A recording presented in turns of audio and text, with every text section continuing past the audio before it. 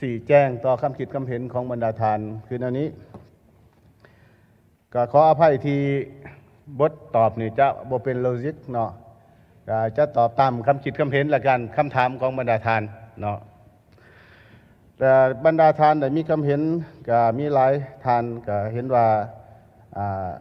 เหมาะสมถูกต้องนะครับพระเจ้าก็สุติสมเสยเกี่ยวกับปัญหาผู้ที่ถือเคราะห์ให้และมีหลายคนที่กำลังติดยาเสพติดอยู่แล้วก็กำลังกลายเป็นพวกแก๊งพวกอัตภาลพวกที่ลักงัดแงะจำนวนดังกล่าวนี้สิบ่เอามาบำบัดบ่เนาะคำเห็นหั่นนะแต่ว่าข้าพเจ้าคิดว่านี่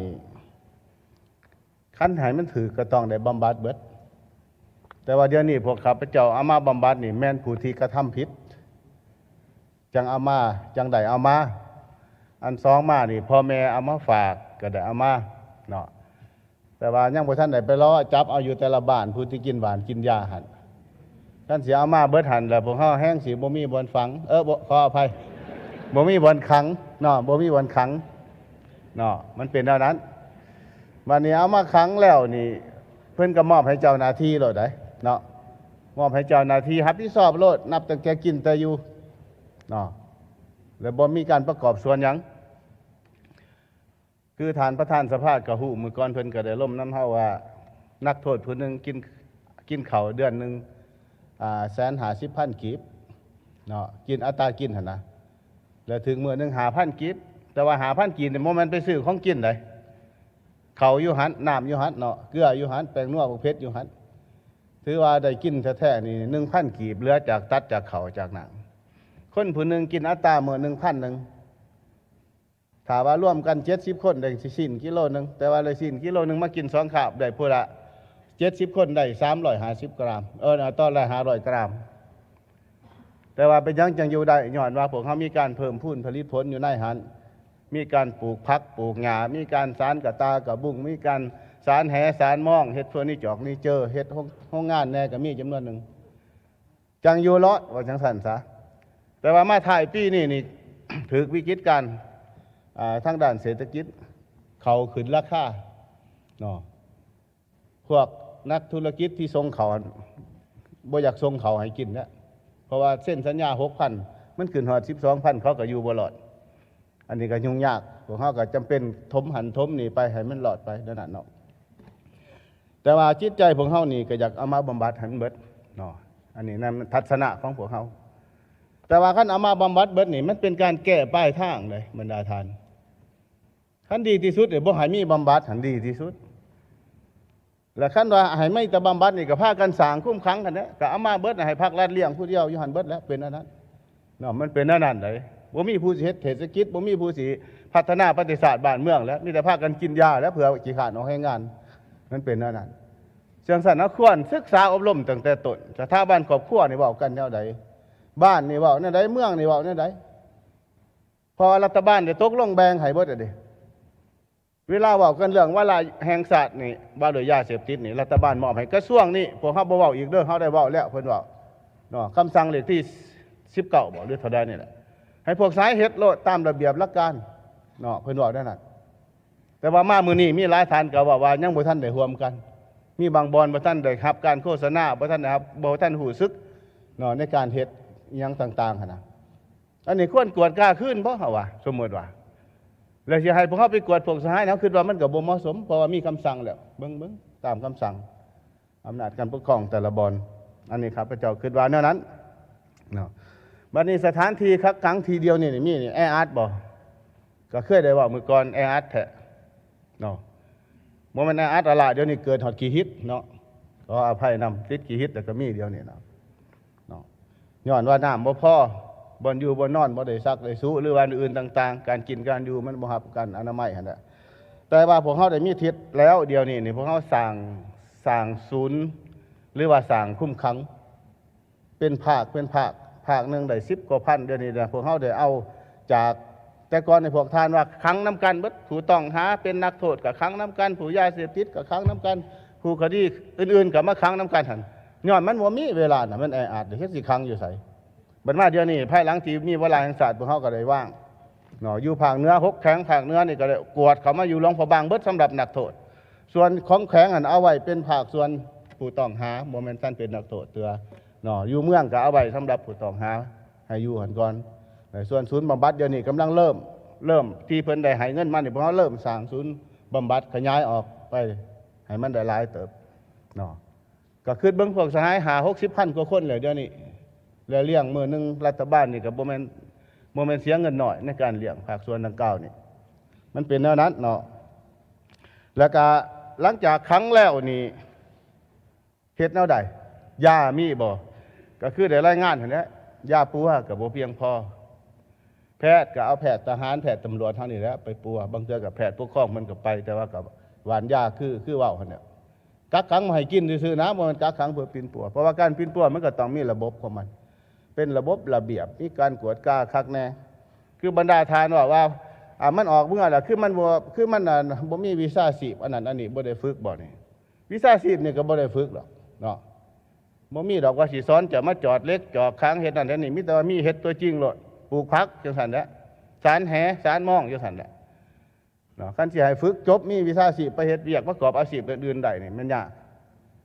บัดนี้ผู้ที่ติดหนักนี่สิเอามาฝึกวีซ่าชีพนี่แล้วเท่านั้นมันบ่เข้าใจน้ำเจ้าซะ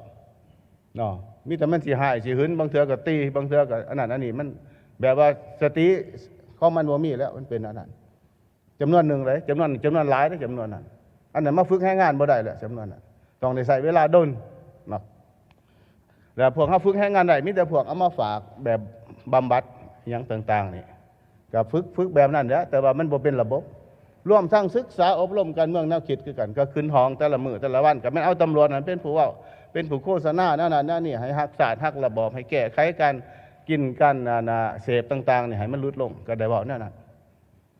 แล้วมาเบิ่งร่วมเดี๋ยวความยุ่งยากหันหลายกว่าขอสะดวกอันนี้ขออภัยนำย้อนว่าสภาพเศรษฐกิจของเฮาในปัจจุบันก็ยุ่งยาก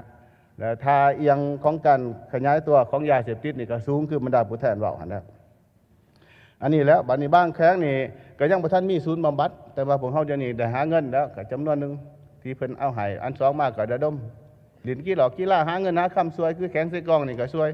เดือดย้อนจากการเล่นกีฬาแล้วก็สิสวยหลวงพ่อบางสิสวยแข้งเวียงจันทน์สิสวยแข้งไสสมบูรณ์สิเฮ็ดศูนย์บำบัดขยายออกถึงบ่อนใดที่บ่ทันมีศูนย์แล้วอันนี้ก็ได้มีแผนละเอียดได้แบ่งปันแล้วจะเฮ็ดตืมหั่นแหละเนาะแต่ว่าก็คือได้เสนอต่อทานผู้แทนเฮ็ดตืมนี่มันเป็นการแก้ปลายทางคันดีที่สุดได้แม่นสกัดกั้นทุกภาคส่วนมีส่วนร่วมเพิ่นว่าเฮ็ดยาเสพติดนี่แม่นบ้านฮบหนึ่งเลยคันบ้านฮบนี่พวกเฮาทั้งหมดนี่เป็นนักรบเบิดนี่เนาะแล้วเป็นไผสิสู้รบร่วมกันนี่เท่านั้นแหละคันแม่นทหารนี่สั่งสู้รบแต่ว่าเจ้าบ่สู้รบจะลักต้นปลาสนามผู้นั้นถูกโทษเด้ถูกวินัยแต่ว่าพวกเฮานี่เป็นผู้บัญชาเนี่ยพวกเฮาเข้าสนามรบแล้วแต่ว่าพวกท่านสิเข้าสนามรบนำพวกเฮาบ่หรือบ่เท่านั้นเนาะอันนี้มันต้องได้กวดกากันแนวนั้นเนาะอันนั้นแล้วสำหรับการฝึกแรงงานบ่หรือว่าอยู่ในข่ายคุมขังบ่มันเป็นแนวนั้นเสนอให้พวกท่านฮู้เดี๋ยวนี้แล้วก็เว้าอีกเทื่อนึงว่าในท้ายปีนี้จักสิเลี้ยงข้าวหลอนบ่หรือบ่เขาสิมีให้กินบ่หรือบ่ยังเป็นปัญหาเรื่องนี้ยังขอนำรัฐบาล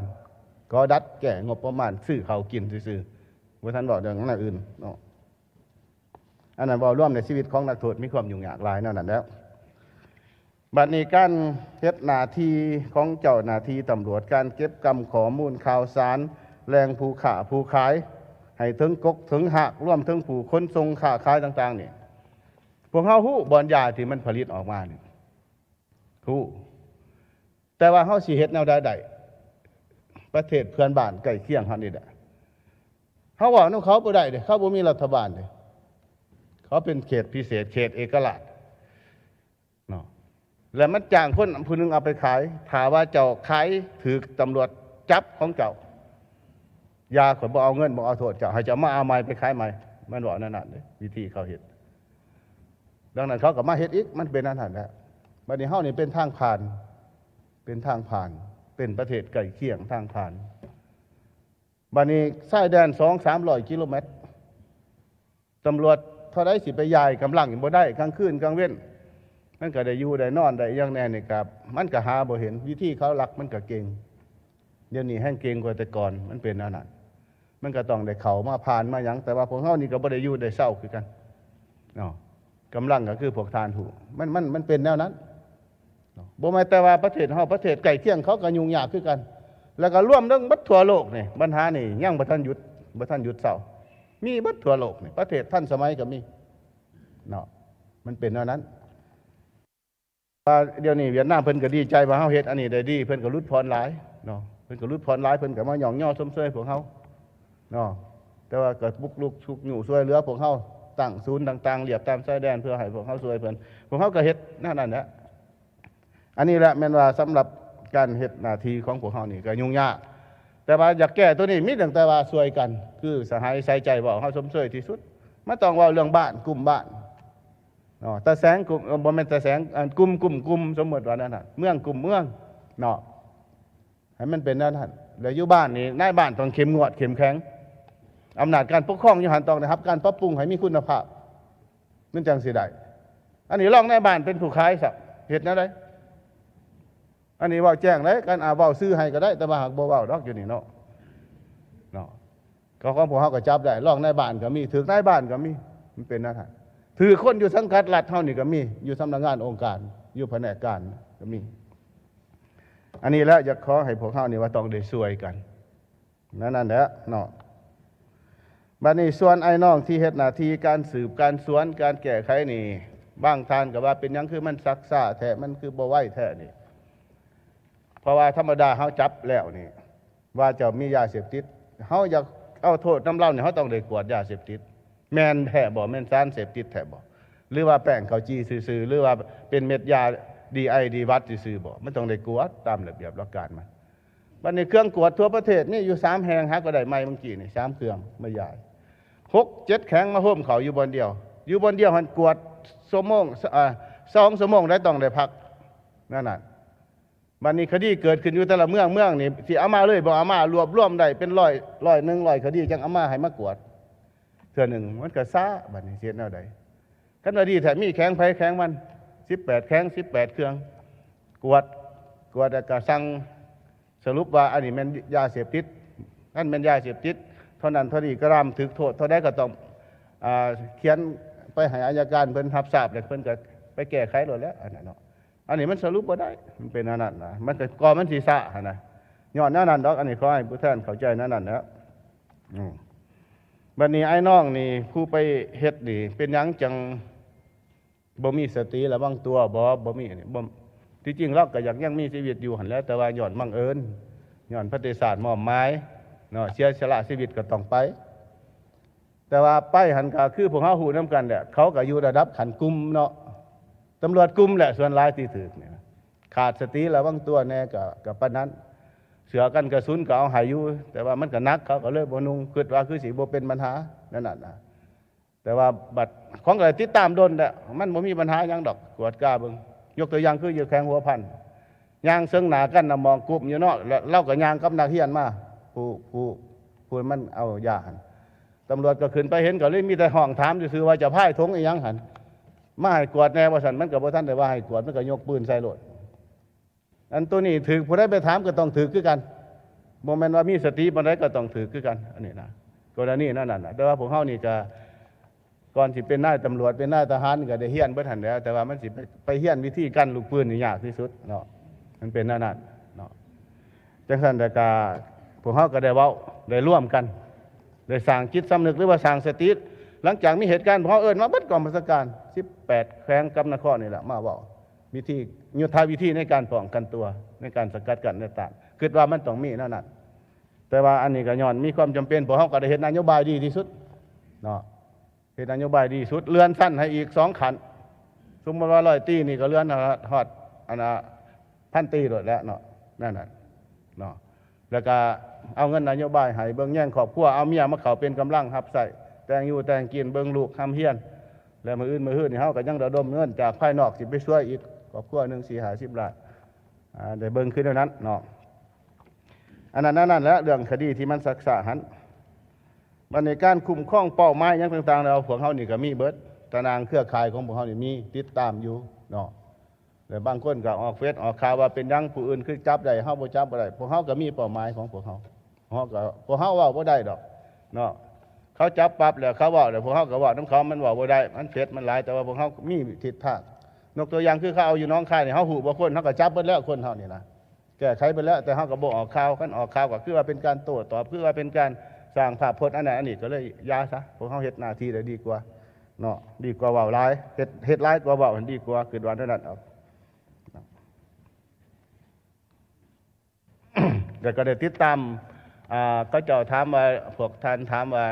พวกที่เขาปล่อยออกไปแล้วภาคส่วนมาบำบัดนี่บ่ได้ติดตามบ่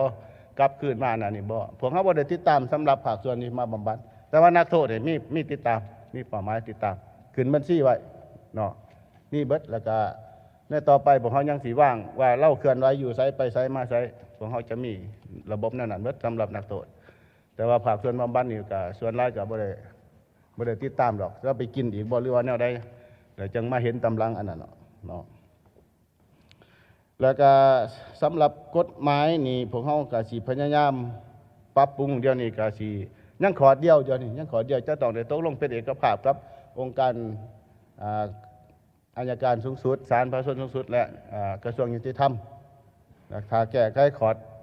ตัวนี้ได้แล้วก็ถือว่าเริ่มต้นจะตั้งปฏิบัติเรื่องประหารชีวิตได้แต่ว่าเดี๋ยวนี้ยังขาดนิติกรรมตัวนี้ส่วนกฎหมายนั่นออกมาเบิดแล้วเนาะได้แล้วมีแล้วเนาะพวกเขาจะเห็นอันนี้ก็นอกนั้นมันนิติกรรมต่างๆที่อันใดที่มันบ่เพียงบ่พอ